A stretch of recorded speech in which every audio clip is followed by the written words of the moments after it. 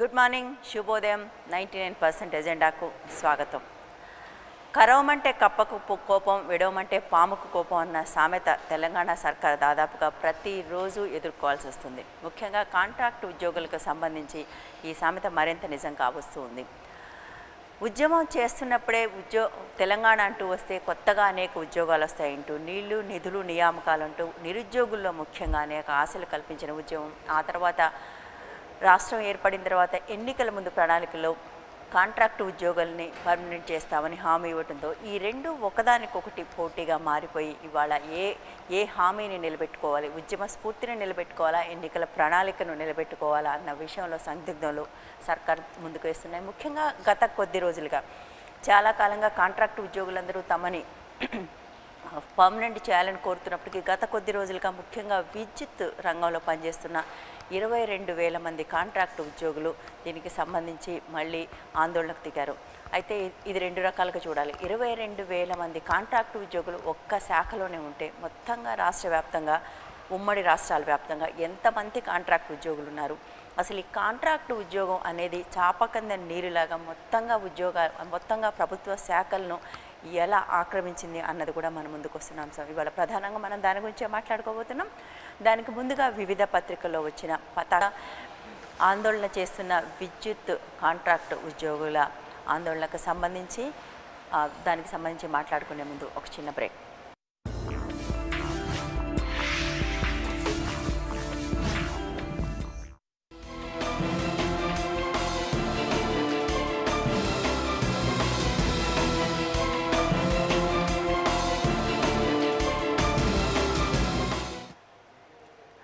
Welcome back. ఈరోజు మనం ఎజెండాలో మాట్లాడుకోబోతున్న అంశం విద్యుత్ రంగంలో పనిచేస్తున్న కాంట్రాక్టు ఉద్యోగుల ఆందోళన. ఈ ఒక్క రంగంలోనే దాదాపు 22,000 మంది పనిచేస్తున్నారు అనేది ఒక అంచనా. ఒక్క ప్రభుత్వ శాఖలోనే ఇంతమంది ఉంటే అన్ని ప్రభుత్వ శాఖల్లో కలిపి ఇంకా ఎంతమంది ఉంటారనే ఒక ప్రశ్న ముందుకు వస్తుంటే, మరోవైపు ఇంతమంది కాంట్రాక్టు ఉద్యోగులు అసలు ఎలా ప్రభుత్వ రంగంలోకి ప్రవేశించారనే ఒక ప్రశ్న కూడా ముందుకు వస్తుంది. ఒకవైపు కొత్తగా ఉద్యోగాలు వస్తాయని ఆశపెట్టిన తెలంగాణ ఉద్యమం ఇప్పుడు కాంట్రాక్టు ఉద్యోగుల్ని రెగ్యులరైజ్ చేస్తే మా పరిస్థితి ఏంటి అంటూ విద్యార్థులు నినదిస్తున్న నేపథ్యంలో ప్రభుత్వం ఏం చేయగలుగుతుంది అనేది కూడా మరో ప్రశ్న. వీటన్నిటి గురించి మాట్లాడుకునే ముందు ఈ ఒక్క రంగంలో పనిచేస్తున్న కాంట్రాక్టు ఉద్యోగులకు సంబంధించిన కథనాన్ని ముందుగా చూద్దాం.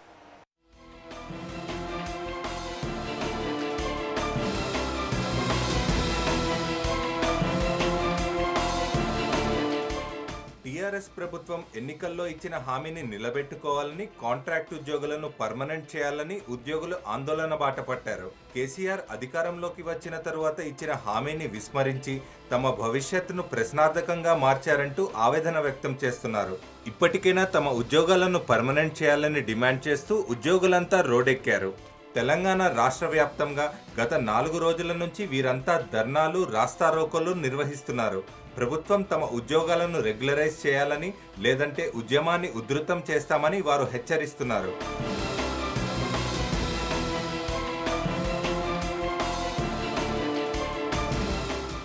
దీనితో పాటు కాంట్రాక్ట్ కార్మికులకు నేరుగా యాజమాన్యమే వేతనాలు చెల్లించాలని డిమాండ్ చేస్తూ కాంట్రాక్ట్ ఉద్యోగులంతా రోడ్లపై వంటవార్పుతో తమ నిరసనను తెలియజేస్తున్నారు. ఈ విద్యుత్ సమ్మెకు వివిధ పార్టీలు మద్దతు తెలిపాయి. ఉద్యోగులంతా మోకాళ్లపై నిలబడి వినూత్న రీతిలో నిరసన తెలుపుతున్నారు. కాంట్రాక్ట్ కార్మికులు ఈ రోజుకు 4వ రోజు జరుగుతుంది. అయినా ఈ ప్రభుత్వము చలనం లేకుండా ఉన్నదంటే మరి ఆలోచన చేయాలి. ఈ ప్రభుత్వం కనుక కమిటీని కానీ వేసినట్టయితే అది కార్మికులకు నష్టము. కమిటీ కాదు, మేము అడిగేది ఒకటే, దశల వారీగా రెగ్యులర్ చేయమని అడుగుతున్నాము. ఎన్నికల్లో ఇచ్చిన హామీ మేరకు కాంట్రాక్ట్ కార్మికులను రెగ్యులరైజ్ చేయాలని, లేనట్లయితే ఉద్యమాన్ని ఉధృతం చేస్తామని, మా ఉద్యమాన్ని అణచాలని చూస్తే ప్రభుత్వానికి రోజులు దగ్గర పడ్డట్లేనని నాయకులు హెచ్చరించారు. కాంట్రాక్ట్ ఉద్యోగులందరికీ శాశ్వత ఉద్యోగ భద్రత కల్పించాలని కోరుతూ ఉద్యోగులు విద్యుత్ కార్యాలయం ఎదుట నిరవధిక సమ్మెలకు దిగారు. సక్రమంగా జీతాలు అందక అనేక ఇబ్బందులు పడుతున్నామని కాంట్రాక్ట్ ఉద్యోగులు వాపోతున్నారు. గత 5 రోజుల నుంచి రాష్ట్రంలో ఉన్నటువంటి విద్యుత్ రంగంలో పనిచేస్తున్నటువంటి కాంట్రాక్ట్ ఉద్యోగస్తులు రాష్ట్ర ప్రభుత్వానికి, ముఖ్యంగా తెలంగాణ నూతన ప్రభుత్వానికి నాయకత్వం వహిస్తున్నటువంటి ముఖ్యమంత్రి గారికి మాకు ఉద్యోగ భద్రత కల్పించాలని చెప్పేసి వాళ్ళకి సమ్మె నోటీసు ఇవన్నీ కూడా ఇవ్వడం జరిగింది. కాంట్రాక్ట్ ఉద్యోగస్తులకి నోటీసులు పంపినా, లేకపోతే హెచ్చరికలు చేసినా, ఉద్యోగాలు ఊడబీక్తో హెచ్చరికలు చేసినా ఏమాత్రం కూడా బెదిరేలు లేకుండా కాంట్రాక్ట్ కార్మికులందరూ కూడా ఐక్యంగా నిలబడాలి. కార్మికులను క్రమబద్ధీకరించాలని, ట్రాన్స్కో డిస్కమ్ పరిధిలో సేవలందిస్తున్న కాంట్రాక్ట్ కార్మికులు కనీస వేతనాలకు నోచుకోవడం లేదని, వారి అవసరాలు ప్రభుత్వం గుర్తించాలని డిమాండ్ చేస్తున్నారు. రాష్ట్ర వ్యాప్తంగా విద్యుత్ కాంట్రాక్టు కార్మికులు గత 5 రోజుల నుండి నిరవధిక సమ్మె నిర్వహిస్తున్నారు. కానీ ఈరోజు ప్రభుత్వం కానీ యాజమాన్యం కానీ నిమ్మకు నీరెత్తినట్టుగా ఈరోజు మొద్దు నిద్రలో ఉన్నది. కానీ ఈరోజు 5వ రోజు చేరిన సమ్మె ఈ శాంతియుతంగా ఉండదు. ఇంకా భవిష్యత్తులో ఈ సమ్మెను రోడ్ల మీదకి తీసుకుపోయి ఈ ప్రభుత్వ వ్యవస్థనంతా స్పందింపజేయడం కోసం మా సమ్మె జేఏసీ సిద్ధంగా ఉంది. రాష్ట్ర వ్యాప్తంగా విద్యుత్ శాఖలో 22,000 మంది ఉద్యోగులు కాంట్రాక్ట్ ప్రాతిపదికన విధులు నిర్వహిస్తున్నారు. వీరందరికీ శాశ్వత ఉద్యోగం కల్పించాలని, కాంట్రాక్ట్ విధానం రద్దు చేసి రిక్రూట్మెంట్ పద్ధతి అమలు చేయాలని కోరుతున్నారు.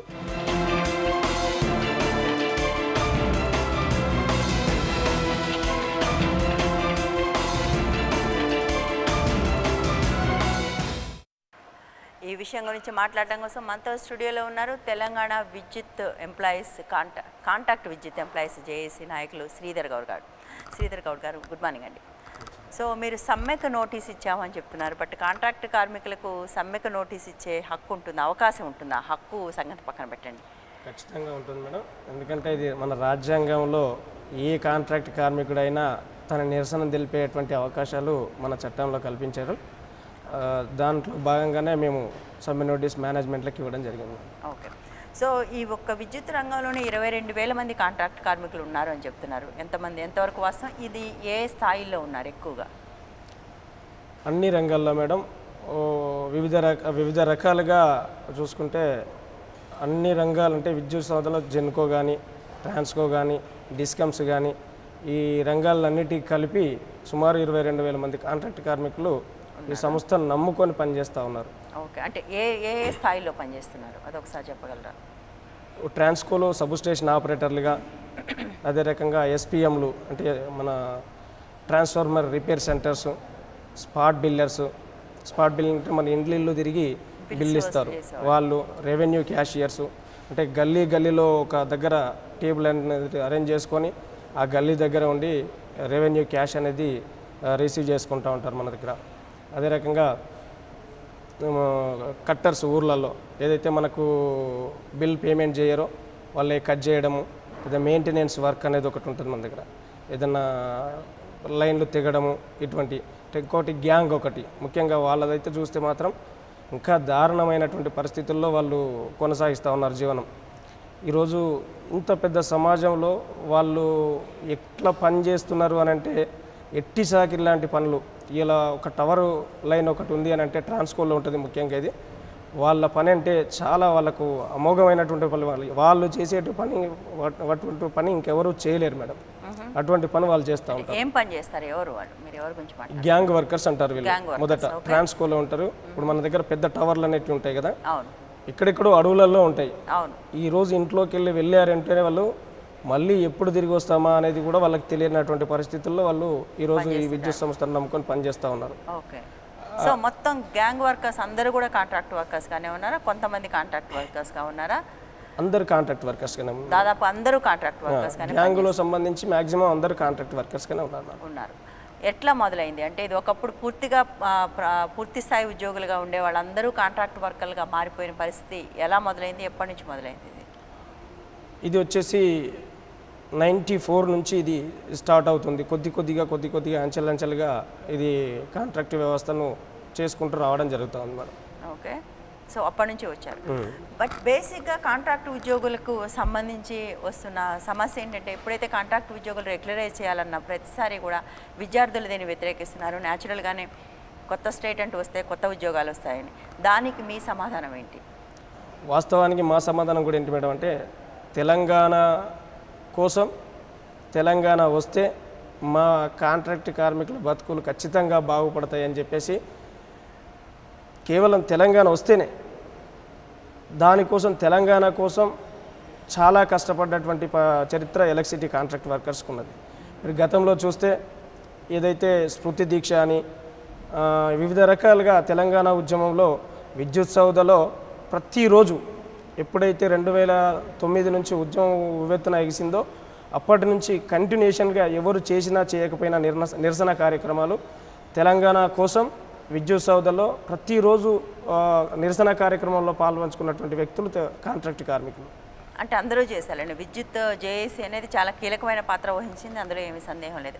బట్ కాంట్రాక్ట్ కార్మికులే అధిక సంఖ్యలో పాల్గొన్నారు మేడం. దీంట్లో గమనించాల్సింది వాళ్ళే అధిక సంఖ్యలో ఉన్నారు కాబట్టి వాళ్ళే అధిక సంఖ్యలో ఉన్నారు కాబట్టి దేనికైనా తెగించి ఎట్లయినా పర్లేదు తెలంగాణ సాధించుకోవాలా, సాధించుకుంటేనే మనకు ఈ ఉద్యోగాలు అనేది మనకు మిగులుతాయి అనేటువంటి ఆశతోటి ఈరోజు తెలంగాణ కూడా సాధించుకోవడం జరిగింది. బట్ కాంట్రాక్ట్ కార్మికుల పద్ధతి రెండు రకాలుగా అశాస్త్రీయంగా జరుగుతుందని మా వాదన చాలా తరచుగా చెప్తుంటారు. ఒకటి క్వాలిఫికేషన్తో సంబంధం లేకుండా, అంటే సరిగా ఒక పొజిషన్కి ఏ క్వాలిఫికేషన్ కావాలో అది ఉందా లేదా అనేది పట్టించుకోరు అనేది ఒకటి నెంబర్ 1. నెంబర్ 2 చాలాసార్లు ఆశ్రిత పక్షపాతం, అంటే తనకు తెలిసిన వాళ్ళని, తన చుట్టూ ఉన్న వాళ్ళని, తన మాట వినేవాళ్ళని వాటిలో చేర్చుకుంటారని. ఎందుకంటే ఈ కాంట్రాక్ట్ కార్మికుల విషయం వచ్చిన ప్రతిసారి మనకు 4-5 ఎగ్జాంపుల్స్ చెప్తారు. కొన్ని డిపార్ట్మెంట్లో ఒకే ఊరికి చెందిన వాళ్ళందరూ కూడా వచ్చి పనిచేస్తున్నారు. సో ఇటువంటి ఒక న్యాయ సహజం, న్యాయంకి విరుద్ధంగా ఉన్న ఏవైతే ఉంటాయో వాటిని రెగ్యులరైజ్ చేయమంటాం ఎంతవరకు న్యాయం? ఇక్కడికి వస్తే మేడం విషయం ఏంటంటే తీసుకునేప్పుడు వీళ్ళు ఏవైతే జాగ్రత్తలు పాటించాలనో అవి పాటించకపోవడం మేనేజ్మెంట్ యొక్క నిర్లక్ష్యం. చేశారు, అది పాటించలేదు. చేసి ఈరోజు పర్మనెంట్ చేయము అని చెప్పడం కూడా అది ఎంతవరకు కరెక్ట్ అనేది కూడా ఒకటి ఆలోచిస్తాను. ఈరోజు ఒక టెక్నికల్గా ఎగ్జాంపుల్ చెప్తే ఇలా ఒక ఐటీఐ ఉన్నది. ఐటీఐలో 700 మార్కులు ఉంటాయి. 700 మార్కులో 300 మార్కులు ప్రాక్టికల్గా ఉంటాయి. అవును. అయితే మేము చెప్పేది ఏంటి అని అంటే మా జీవితమే ప్రాక్టికల్ అయిపోయింది. మేము ఈ సంస్థను నమ్ముకొని సుమారు 25 సంవత్సరాల నుంచి ఈ సంస్థను నమ్ముకొని పనిచేస్తూ ఉన్నాం. మీరు ప్రాక్టికల్గా మమ్మల్ని తీసుకోండి. చదువు అనేది, వయసు అనేది మీరు గతంలో ఎంక్లోజ్ చేసి అటువంటి జాగ్రత్తలు పాటిస్తే ఈరోజు 22,000 మంది కాంట్రాక్ట్ కార్మికులు ఈ రకంగా ఉండకపోయేవాళ్ళు. మా కంపల్సరీ 22,000 మంది అక్కడ పనిచేస్తుండేవాళ్ళు కాదు. ఇందులో చాలా మందికి ఉద్యోగాలు వచ్చేవి కాదు. దీన్ని నమ్ముకొని ఇంతమంది కూడా పనిచేసేవాళ్ళు. దీన్ని నమ్ముకొని ఎప్పటికైనా మాకు ఖచ్చితంగా భవిష్యత్తు ఉంటుంది, మా జీవితాలు బాగుపడతాయి, మేము ఎప్పటికైనా పర్మనెంట్ అవుతామని చెప్పేసి ఎన్ని అవాంతరాలు వచ్చినా అసలు ఈరోజు మనం చూస్తే ఒక 4 సంవత్సరాలు అయింది మేడం, ఇప్పటి వరకు వేతన సవరణ అనేది లేదు. ఈరోజు మన రాష్ట్రంలో చూడండి, కొనబోతే కొడుగు అడవి, అమ్మబోతే అడవి అన్నట్టు మనది అమ్మితో రకంగా ఉంది. ఇలా మాకు వచ్చే జీతం 7,079 రూపాయలు. 7,079 రూపాయల్లో ఈఎస్ఐ ఈపీఎఫ్ అనేది కట్ అయితే 7,158 రూపాయలు వస్తాయి. ఎవరికి? మీరు ఏ స్థాయి ఉద్యోగుల గురించి? Skilled madam. ఇది స్కిల్డ్కి 7,000 రూపాయలు ఉద్యోగం. 7,000 రూపాయలు వస్తాయి. ఇంకా అన్స్కిల్డ్ అనేది అయితే ఇంకా దారుణమైనటువంటి పరిస్థితి. అది చెప్పాల్సిన అవసరం లేదు. ఇంకా అది చెప్పుకోవడం వల్ల కూడా అసలు ఈ రాష్ట్రం ఎక్కడి వరకు పోతుంది ఏంటి అనేది కూడా ఒక్కసారి గుబులు పడాల్సినటువంటి అవసరం ఉంది. ఎందుకంటే ఇలా 7,000 రూపాయలతోటి తన భార్య పిల్లలకి ఖచ్చితంగా 3 పూటలు తిండి పెట్టగలుగుతారా? ఇలా మనం ఒకటి సెంట్రల్ క్యాబినెట్లో అంటే ఆ ఉద్యోగిగా, ఒక పర్మనెంట్ ఉద్యోగిగా ఉంటే ఎంత జీతం రావాల్సి ఉంటుంది? కాంట్రాక్ట్ ఉద్యోగి ఎంత ఇస్తున్నారు? పర్మనెంట్ ఉద్యోగి మేము అడిగేది కూడా గతంలో అడిగాం. మేము ఎన్నో సార్లు మెమోరాండాలు కూడా ఈ యాజమాన్యాలకు పెట్టాం. ఏదైతే సమాన పని సమాన వేతనం ఉందో అది చెల్లించాలి. ఏదైతే ఒక జేఎల్ఎం మూల వేతనం ఉందో, ఏదైతే ఒక పనిచేస్తున్నటువంటి కాంట్రాక్ట్ కార్మికుడు ఆ మూల వేతనం అనేది మా కార్మికులకు ఇవ్వాలి అని చెప్పేసి కూడా ఆల్రెడీ చట్టంలో ఉన్నది. మీరు ఉదాహరణకు మీరు 7,000 రూపాయల జీతం చెప్పారు. అదే ఒక పర్మనెంట్ ఉద్యోగి ఉండుంటారు కదా, ఒక బిగినర్కి పర్మనెంట్ ఉద్యోగికి అయితే ఎంత జీతం వస్తుంది? ఒక జేఎల్ఎంకి అయితే ఇప్పుడు 8,600 చిల్లర ఉంది మేడం. ఓకే, అది ఉన్నది. దాంతోపాటు డిఏలు ఇప్పుడు ఇవైతే ఉన్నాయో మనకు బెనిఫిట్స్ అవి ఉన్నాయి. మాకు కొన్ని మినహాయిస్తారు దాంట్లో. ఇప్పుడు వీడిఏ అనేది కొన్ని చేశారు. మాకు వీడిఏ అనేది మేనేజ్మెంట్ చెల్లిస్తుంది కానీ కార్మికులకు చెందట్లేదు. ఒకటి ఈఎస్ఐ అనేది ఇస్తూ ఉంది కానీ కార్మికులకు చెందట్లేదు. ఈపీఎఫ్ ఇస్తూ ఉంది కానీ కార్మికులకు చెందట్లేదు. దీంట్లో దళారీ వ్యవస్థ అనేది అసలు ఈ సంస్థనే అది శాసిస్తూ ఉంది. నేను చెప్పేది ఏంటంటే ఈ కాంట్రాక్ట్ వ్యవస్థ అనేది ఈ మేనేజ్మెంట్ని శాసిస్తూ ఉన్నది. మేము అడుగుతూ ఉన్నాం, ఇలా మేనేజ్మెంటా లేకపోతే మమ్మల్ని నడిపించేది కాంట్రాక్టర్లా, ఈ సంస్థను నడిపించేది. ఓకే. సో కాంట్రాక్ట్ ఉద్యోగులందరూ కూడా డైరెక్ట్ రిక్రూటీస్ కాదు, వీళ్ళందరూ మళ్ళీ కాంట్రాక్టర్ల కింద ఉంటారా? అంటే చాలా గవర్నమెంట్ ఆఫీసులో నాకు ఆ విషయం తెలుసు, అవుట్ సోర్సింగ్ అంటారు. అక్కడ వాళ్ళకి 10 మంది ఉద్యోగులు అయితే ఆ అవుట్ సోర్సింగ్ ఒక మనిషికి ఇస్తే అతను ఆ 10 మందిని రిక్రూట్ చేసుకున్నాడు. అటువంటి వ్యవస్థ నడుస్తుంది ఇక్కడ. చట్టంలో మనకు కొన్ని ఉన్నాయి మేడం, కోర్ యాక్టివిటీస్ అంటారు. ఓకే. కోర్ యాక్టివిటీస్ అని అంటే అంటే మనకు ప్రాణాలతోటి చెలగాటం చేసుకునేటువంటి ఏవైతే పనులు ఉన్నాయో వాటిని కొన్నిటిని కోర్ యాక్టివిటీస్ కింద తీసుకుంటారు. దీంట్లో ఎలక్ట్రిసిటీ అనేది కూడా కోర్ యాక్టివిటీస్ కింద వస్తుంది. ఈరోజు మొదట్లో చెప్పాను మీకు, ఈరోజు తన భార్య పిల్లలకు చెప్పి నేను డ్యూటీకి పోతా ఉన్నా జాగ్రత్త అమ్మా అని చెప్పి పోయిన తర్వాత మళ్ళీ ఇంటికి వస్తామా రామా అనేది కూడా ఒక క్వశ్చన్ మార్క్గా మిగిలిపోయినటువంటి పరిస్థితి ఇలా ఎలక్ట్రిసిటీ కాంట్రాక్ట్ కార్మికులు ఉంది. అటువంటి జీవనంలో మేము గడుపుతూ ఉన్నాం, మేము అడుగుతా ఉన్నాం. అందుకనే మా ప్రాణాలు ఇప్పటికీ కూడా మేడం సుమారు 1500 నుంచి 2000 మంది కాంట్రాక్ట్ కార్మికులు పిట్టల్లక రాలిపోయారు. అలా అట్లీస్ట్ కనీసం వాళ్ళకి వాళ్ళ కుటుంబాలని ఆదుకోవాలి అనేటువంటిది కూడా ఈ మేనేజ్మెంట్లకి ఇప్పటి వరకు థాట్ రాలేదు. మరి ఇప్పుడు వచ్చిన గవర్నమెంట్ కానీ గతంలో ఉన్నటువంటి గవర్నమెంట్లు కానీ ఎట్టి పరిస్థితుల్లో పట్టించుకున్నటువంటి నాదులైతే లేరు. గతంలో ఇంకా వాస్తవాలు చూడాలంటే టీడీపీ ప్రభుత్వం అసలు దీనికి మూల కారణం. 94 అంటే మొదలైన 1994 యాక్ట్ అనేది చేంజ్ చేసింది టీడీపీ ప్రభుత్వం. ఇలా టీడీపీ ప్రభుత్వం కొన్ని చేంజ్ చేసింది, సరే దాని తర్వాత మళ్ళీ సవరణలు ఏదైనా జరిగినాయా, వీళ్ళ కోసం ఆలోచన అంటే ఏదైనా ఉందా అని అంటే ఏమీ లేకుండా పోయింది ఈ రోజు పరిస్థితి. ఎందుకంటే ప్రభుత్వాలకు తక్కువ భారం ఉండే వాటిని కొనసాగిస్తారు కాబట్టి అందరూ అదే పనిచేస్తూ వచ్చారు. అదే జరుగుతుంది మేడం. ఇప్పుడు దాని వలన వేల కుటుంబాలు ఇలా రోడ్డున పడేటువంటి అవకాశాలు ఉన్నాయి. ఇలా ఒక్కొక్క కార్మికుని మా దగ్గర చూస్తుంటే 25 సంవత్సరాలు చేసిందంటే ఆ కార్మికుడు ఎప్పుడు జాయిన్ అయ్యి ఉండాలో అర్థం చేసుకోండి మీరు. అంటే సుమారు 20-22 సంవత్సరాల తర్వాతనే జాయిన్ అయి ఉంటాడు ఈ సంస్థలో. ఇప్పుడు వాడి పరిస్థితి ఏంటి, 40 దాటింది. అంటే మీరు కాంట్రాక్ట్ ఉద్యోగులను రెగ్యులరైజ్ చేయాలంటున్నప్పుడు మీరు ఒక బ్లాంకెట్గా అందరినీ చేయాలని అడుగుతున్నారా? ఇప్పుడు దాన్ని అడగట్లేదు మేడం, మేము అడిగేది ఖచ్చితంగా మేము అదే చెప్తున్నాం. ఇక్కడ ఈ రాష్ట్ర ప్రభుత్వం కానీ ఇప్పుడున్నటువంటి మేనేజ్మెంట్లకు కానీ మేము దృష్టికి తీసుకోవాలి. ముఖ్యంగా మేము చెప్పేది ఏంటంటే ఇక్కడ నుంచి 99 టీవీ నుంచి ముఖ్యమంత్రి గారిని మేము కోరుకునేది ఒకటే మేడం. రెండో డిమాండ్, మొదటి మేము పెట్టిన 2 డిమాండ్లు, దాంట్లో వేతన సవరణలు ఇవన్నీ ఉన్నాయి. అవి చిన్న కంపల్సరీ చేయాల్సినవి పాసిబుల్. దీనికి అంటే ఈ వ్యవస్థ రద్దు చేయడం వల్ల సుమారు 60 నుంచి 70 కోట్ల రూపాయలు ఈ సంస్థకు లాభం వస్తుంది మా వల్ల. ఇది ఒక్కటి పెడితే ఇక్కడ ముఖ్యమంత్రి వరకు దీన్ని రాంగ్ గైడెన్స్ చేస్తూ ఉన్నారు. ఇది ఇప్పటికిప్పుడు మేము పర్మనెంట్ అని అడుగుతూ ఉన్నారు కాంట్రాక్ట్ కార్మికులు. అది అసాధ్యమైనటువంటి పని. మాకు కూడా తెలుసు మేడం, ఈరోజు తెలంగాణ రాష్ట్రం ఏర్పడి 4 నెలలు అవుతుంది.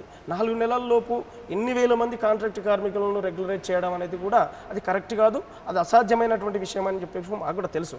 మేము అందు గురించి అప్పీల్ చేసుకుంటా ఉన్నాం. మేము ముఖ్యమంత్రి గారికి ఇక్కడ నుంచి మేము అప్పీల్ చేసుకునేది ఏంటంటే మేము పర్మనెంట్ అనేది మీ ప్రాసెస్ ఏదైతే ఉందో దాన్ని స్టార్ట్ చేసుకోండి, నష్టమేం లేదు. ఎక్కడైతే రిటైర్మెంట్లు జరుగుతాయో దానికి అనుగుణంగా మీరు రిక్రూట్మెంట్ అనేది చేయండి, మాకు అభ్యంతరం లేదు. కానీ ఈ దళారీ వ్యవస్థ మీరు ఏదైతే గవర్నమెంట్ కానీ ఇటు మేనేజ్మెంట్లు కానీ ఏదైతే మనకు కనీసం ఏవైతే వర్తించాలని అనుకుంటున్నామో, ఇప్పుడు వీడియో ఉంది, ఈఎస్ఐ ఉంది, ఈపీఎఫ్ ఉంది, ఇవి ఏవైతే చెందాలని అనుకుంటున్నారో అవి ఇక్కడి వరకు రావట్లేదు. ఇలా మనం ఒక సముద్రంలోకి వెళ్ళి దోశల్లో నీళ్లు తీసుకొని ఇట్లా ఒక్కొక్కరు దోశల్లో వేసుకుంటూ పోతా ఉంటే లాస్ట్కి మిగిలేసరికి అవి 2 చుక్కల్లాగా మిగులుతున్న పరిస్థితి ఇలా మా జీవితాలు. మేము అప్పీల్ చేసుకున్నది అదే. ఇప్పటికిప్పుడు 22,000 మందిని మేము రిక్రూట్మెంట్ చేయమని అడగట్లా.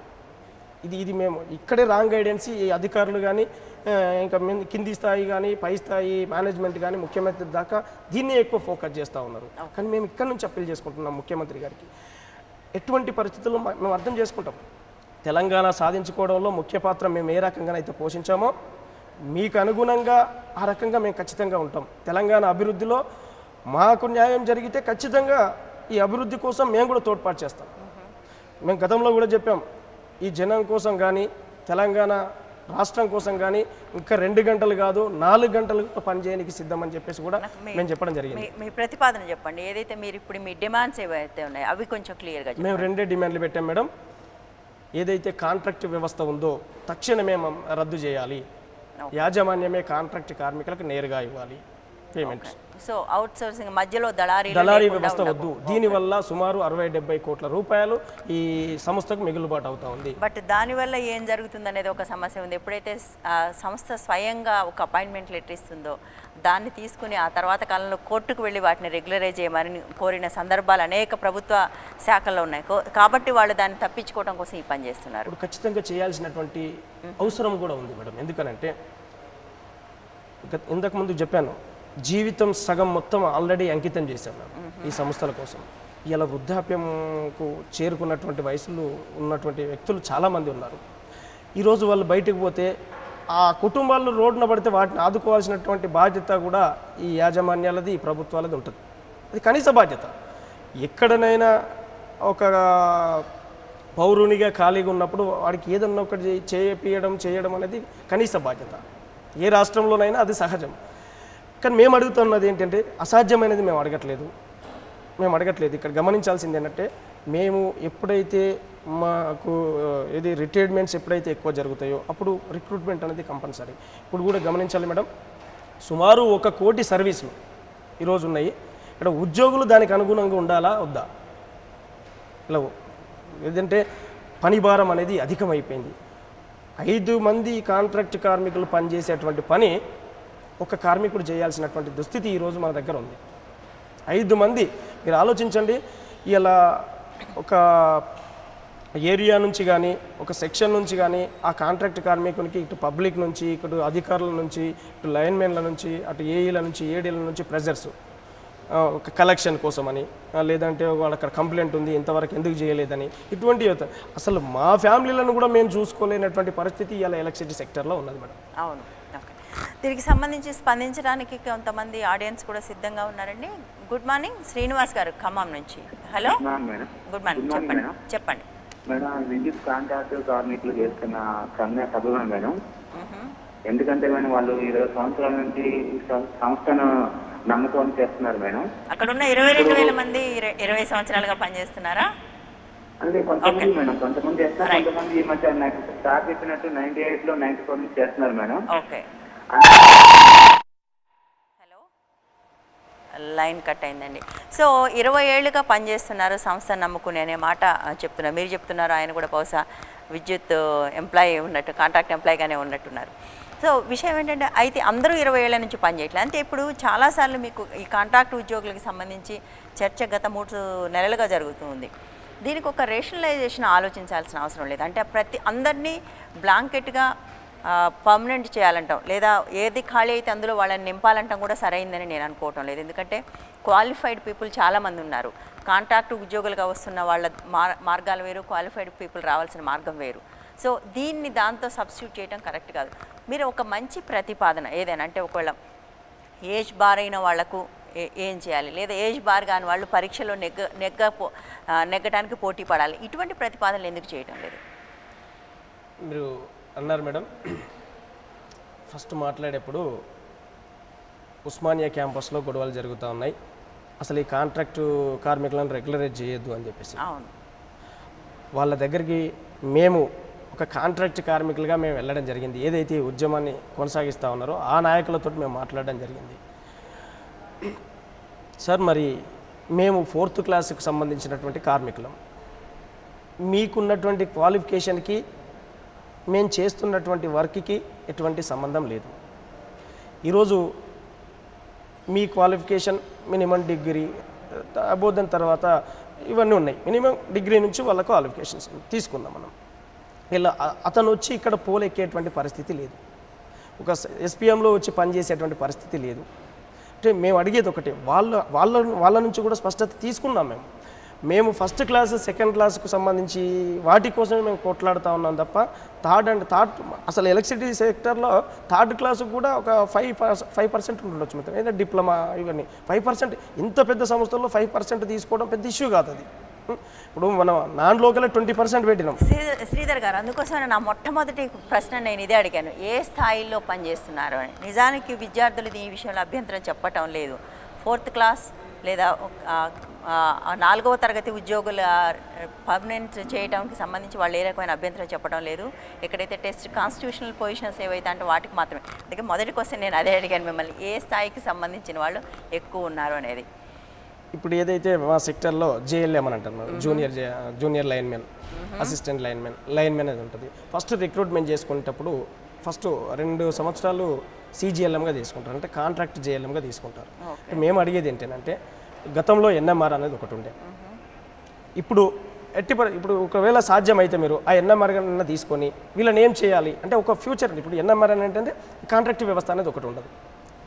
ఈక్వల్ ఏంటంటే దానికి ఇప్పుడు మేము అడిగేదానికి ఏంటి అంటే కాంట్రాక్ట్ వ్యవస్థ దాంట్లో ఉండదు, దీంట్లో ఉండదు. మేము ఇంతకుముందు కూడా చెప్పాను, ఎట్టి పరిస్థితుల్లో అందరినీ పర్మనెంట్ చేయడానికి వీల్లేదు. కాబట్టి మేము అడుగుతున్నాం, ఎక్కడెక్కడైతే ఖాళీ పోస్టుల కింద అయితే ఉంటాయో రిక్రూట్మెంట్ ఏదైతే ఈ పోస్టులకు సంబంధించి మీరు ఏ పోస్టులు ఖాళీ అయినా కూడా కింది పోస్టులను తీసుకోవాల్సి ఉంటుంది ఫస్ట్. అయితే ఇంకొకటి ప్రమోషన్ అనేది పెరుగుతూ ఉంటుంది కదా మేడం, కింది పోస్టే ఖాళీ అవుతుంది. ఇప్పుడు చేసేది కూడా 4th క్లాస్కి సంబంధించింది. మేము ITA క్వాలిఫికేషన్ అని, డిప్లొమా క్వాలిఫికేషన్ ఇటువంటివి 3rd క్లాస్, బహుశా నాకు తెలిసి 3rd క్లాస్కి వస్తుండొచ్చు. దాంట్లో ఎలక్ట్రిసిటీ సెక్టర్లో తక్కువ పర్సెంట్, ఒక 5% ఉంటుంది. వాళ్ళకి కూడా ప్రయారిటీ ఇవ్వాలి. ఎందుకంటే వాళ్ళు కూడా సుమారు ఒక 15 సంవత్సరాలు పైబడి పనిచేస్తున్నటువంటి పరిస్థితులు ఈరోజు ఉన్నాయి. 10 నుంచి 15 సంవత్సరాలు పైబడి చేస్తున్నటువంటి పరిస్థితులు ఉన్నాయి. ఇంత పెద్ద సెక్టర్లో ఒక 5% కోసం అవకాశం ఇవ్వడానికి పెద్ద విషయం. గత కొద్ది కాలంగా మీరు యాజమాన్యంతో మాట్లాడుతున్నారు కదా, యాజమాన్యం నుంచి ఎటువంటి రెస్పాన్స్ వస్తుంది? ఏంటి సమస్య వాళ్ళకు? మీ డిమాండ్లని అంగీకరించడంలో వాళ్ళకున్న సమస్య ఏంటి? మొదటిసారి పిలిచినప్పుడు ఇది సమయం కాదు, సందర్భం కాదు, ఇప్పుడు సమ్మెకాలం అనేది కరెక్ట్ కాదని చెప్పడం జరిగింది. మేము అడిగాం, సమయం కాదు అన్న విషయం మాకు తెలుసు, కానీ తప్పనిసరి పరిస్థితుల్లో దిగాల్సినటువంటి అవసరం వచ్చింది. ఈరోజు ఈ కాంట్రాక్ట్ వ్యవస్థ అనేది రద్దు చేయడం వల్ల ఇంతకుముందు చెప్పాను ఇన్ని కోట్లు మనకు మిగులుతున్నాయని చెప్పేసి. అయితే వాళ్ళు వాదన ఏంటి అని అంటే ఇప్పుడు చేయడం కరెక్ట్ కాదు, మీరు దీన్ని విరమించుకోండి అని అంటే మేము 2 డిమాండ్లలో మొదటి డిమాండ్ ఏదైతే ఉందో అది పాసిబుల్ అయినటువంటి డిమాండ్. ఇప్పటికిప్పుడు మేనేజ్మెంట్ నిర్ణయం తీసుకోవాల్సినటువంటి డిమాండ్. కొన్ని ఏది రాసుకున్నా మేడం మనకు ఒక అగ్రిమెంట్ అనేది ఒకటి ఉంటుంది. దాంట్లో మీరు ఏదైనా పొందుపరచండి. ఇన్ని సంవత్సరాలు, ఒక సంవత్సరం వరకు మీరు ఈ ఉద్యోగం గురించి అడగకూడదు, ఒక 6 నెలల వరకు ఈ ఉద్యోగం గురించి అడగకూడదు. మేము దానికి ఒప్పుకుంటున్నాం, మేము కూడా దానికి ఒప్పుకుంటున్నాం. ఆ సంవత్సరం తర్వాత ఈ ప్రాసెస్ స్టార్ట్ చేయండి. ఏదైతే మీరు ఒక కమిటీ వేసానని చెప్పారు వాళ్ళు, అయితే మేము గవర్నమెంట్ ఒక కమిటీ వేయమని చెప్పింది, కమిటీ వేసామని చెప్పాము, కమిటీ కొనసాగనివ్వండి. కానీ ఈరోజు మేము అడిగాం, మొన్న మీరు ఈ పిలవడం ఏదైతే ఉన్నదో చర్చలకి సమ్మె కాల వ్యవధి లోపు పిలిస్తే సమయం ఏదైనా ఇచ్చేవాళ్ళం. సమ్మెలోకి దిగిన తర్వాత 2వ రోజు అడిగిపోయిన తర్వాత 3వ రోజుకి చేరుకున్నాక వీళ్ళు చర్చలోకి వెళిస్తే ఈ ప్రాబ్లం కార్మికులు నమ్మేటువంటి స్థితిలో లేరు ఇలా కమిటీలను. గతంలో మనం తెలంగాణనే మాకు పాఠాలు నేర్పింది మా గురువు ఖచ్చితంగా కేసీఆర్ గారే, ఉద్యమాలకు మా గురువు ఖచ్చితంగా కేసీఆర్ గారే. ఇలా గతంలో తెలంగాణ కోసం ఎన్నో కమిటీలు వేశారు, శ్రీకృష్ణ కమిటీ అని, ఇంకే కమిటీ అని, ఏ కమిటీ అని. వాటి వల్ల ఎన్ని ఫలితాలు ఉన్నాయనేది తెలంగాణ రాష్ట్రంలో ప్రతి ఒక్కరికి ఎరక, మనం చెప్పాల్సిన అవసరం లేదు. మా ఎలక్ట్రిసిటీ సెక్టర్లో కూడా మొన్న ఉద్యోగ సంఘాలన్నీ కలిపి జేఏసీ వేస్తే దాని మీద కూడా కాంట్రాక్ట్ కార్మికుల కోసం IR కోసం అనేసి ఒక కమిటీ వేసింది.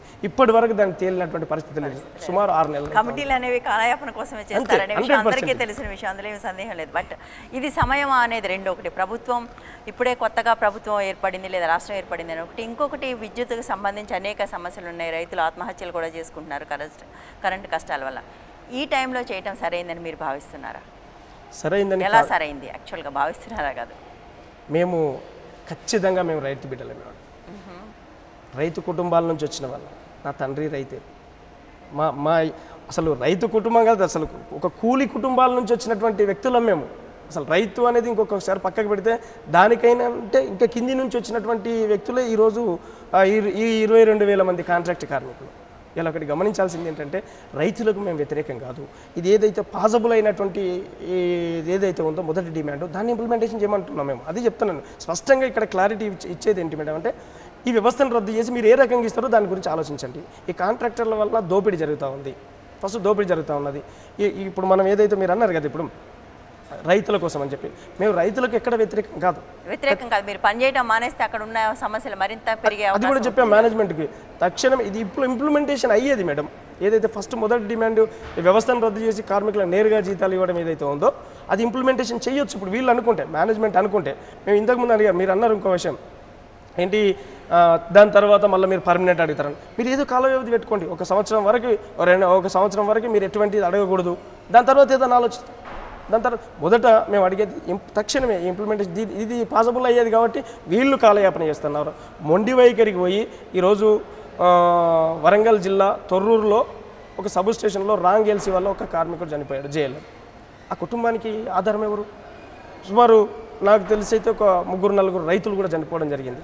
మళ్ళీ మేము కూడా అడుగుతా ఉన్నాం, కేవలం ఈ యాజమాన్య ఎలక్ట్రిసిటీ యాజమాన్యం మొండి వైఖరి వల్లనే ఈరోజు రైతు కుటుంబాలు ఈరోజు 4 రైతులు అయితే చనిపోయారో వాళ్ళ కుటుంబాలను కూడా ఆదుకోవాల్సినటువంటి అవసరం ఈ ఎలక్ట్రిసిటీ ఎలా చనిపోయారు. ఇది ఇప్పుడు మేము ఎక్కడైతే ఉద్యోగం చేయకపోవడం వల్ల మేము అడిగినటువంటి డిమాండ్ చాలా చిన్నది, పాసిబుల్ అయ్యింది. ఇంపాసిబుల్ అని అనుకుంటే మీరు అవసరంలా, పాసిబుల్ అయినటువంటి డిమాండ్ కనుకనే ఇది చేయకపోవడం వల్లనే ఈరోజు ఒకటి కూడా గమనించాలా, 22 సంవత్సరాలు మేము ఆగాం దేనికోసం అవుతుంది అన్నటువంటిది. ఇలా తెలంగాణ వచ్చిన తర్వాత ఒక చిన్న వార్డు అనేది మాకు ఒక చిన్న వార్డు అనేది హర్ట్ చేసింది మేడం. ప్రతి ఒక్క కార్మికులను ఈరోజు కదిలియడానికి కారణం కూడా అవుట్ సోర్సింగ్. ఎక్కడా కూడా 22 సంవత్సరాల నుంచి ఎక్కడా కూడా అగ్రిమెంట్లో అవుట్ సోర్సింగ్ అనేది మెన్షన్ కాలే. ఎప్పుడు ఇక్కడ ఈ తెలంగాణ అనేది రాష్ట్రం విభజన అయిన తర్వాత అంటే ప్రభుత్వానికి పక్కదారి పట్టించి అవుట్ సోర్సింగ్ అనేది మెన్షన్ చేశారు ఇలా అగ్రిమెంట్లో. ఇది గమనించాల్సింది ఏంటి అంటే అగ్రిమెంట్లో స్పెషల్లీగా బైఫర్కేషన్ అయిన తర్వాత మెన్షన్ చేశారు. ఇది ముఖ్యమంత్రి దాకా పోయిందని మేము అనుకోవట్లే, మాకు తెలిసి అయితే పోయింది అని మేము అనుకోవట్లేదు. ఎందుకంటే గతంలో పోతే మాత్రం వాళ్ళు డిఫరెంట్గా ఆలోచిస్తారని, ఎందుకంటే అన్ని ప్రభుత్వాలు మాకు అష్యూర్ ఉన్నది మేడం, మాకు అష్యూర్ ఉన్నది ఒకటి ఎట్లా అంటే గతంలో ఇదే మింట్ కంపౌండ్ తెలంగాణ చౌరస్తాలో మా ప్రియతమ నాయకుడు ముఖ్యమంత్రి గారు మా కోసం ఈ ఒకే పెన్ను ఒకే కలంతో మీ జీవితాలన్నీ మారుస్తా అని చెప్పినటువంటి వ్యక్తి దగ్గరికి ఈ ఇష్యూ పోయిందని మేము అనుకోవట్లే. ఎందుకంటే అంత పెద్ద వార్డు వాడారు కదా, సరే ఇవాళ కాకపోయినా రేపైనా చేస్తుండొచ్చు. కానీ ఈ మొదటి డిమాండ్ ఏదైతే ఉన్నదో మేము అనుకున్నది దానికి సార్ ఇప్పుడు కేసీఆర్ గారు చెప్పినటువంటిది ఇది మేము అడుగుతాను. అదే అక్కడి వరకు వీళ్ళు తీసుకోపోవట్లేదు, ఈ అధికారులు అక్కడి వరకు తీసుకోపోవట్లేదు అనేది మా అభిప్రాయం. ఓకే, సో బహుశా అది మీ అభిప్రాయమో భ్రమో తెలియదు కానీ, ఎందుకంటే మనం అది చాలాసార్లు అమాయకంగా అనుకుంటారు, అది యంత్రాంగాలు మాత్రమే దుర్మార్గంగా ఉంటాయి, మనుషులు మానవీయంగా ఉంటారని. బట్ అది నిజం కావచ్చు కాకపోవచ్చు కూడా, ఎందుకంటే మనుషులు మానవీయంగా మారినప్పుడే యంత్రాంగాలు కూడా అలా మారతాయనేది మనందరి అనుభవం. ఎనీహౌ, కానీ నిజానికి మిగిలిన కాంట్రాక్ట్ ఉద్యోగులతో పోలిస్తే మీరు చెప్పినట్టుగా లైన్మెన్లుగా 7,000కి 6,000కు పనిచేస్తూ పెట్టల్లా రాలిపోతున్న వాళ్ళ గురించి ఆలోచించాల్సిన బాధ్యత. అది రెగ్యులరైజ్ చేస్తారా, జీతాలు పెంచుతారా, లేదా దళారీ వ్యవస్థను తీసేస్తారా అనేది తప్పకుండా ప్రభుత్వం మీద ఈ బాధ్యత ఉంది అని మేము కూడా నమ్ముతున్నాం. బహుశా ప్రజలు కూడా దాన్ని అర్థం చేసుకుంటారని ఆశిస్తున్నాను. థ్యాంక్ యూ సో మచ్, మీరు ఈ ఉదయం వచ్చినందుకు, మీ అభిప్రాయాలను, మీ సమ్మెకు కారణాలను మాకు వివరించినందుకు ధన్యవాదాలు. ఇది ఇవాల్టి అజెండా. రేపు తిరిగి మరో అంశంతో మళ్ళీ కలుద్దాం. Stay tune to 99% TV.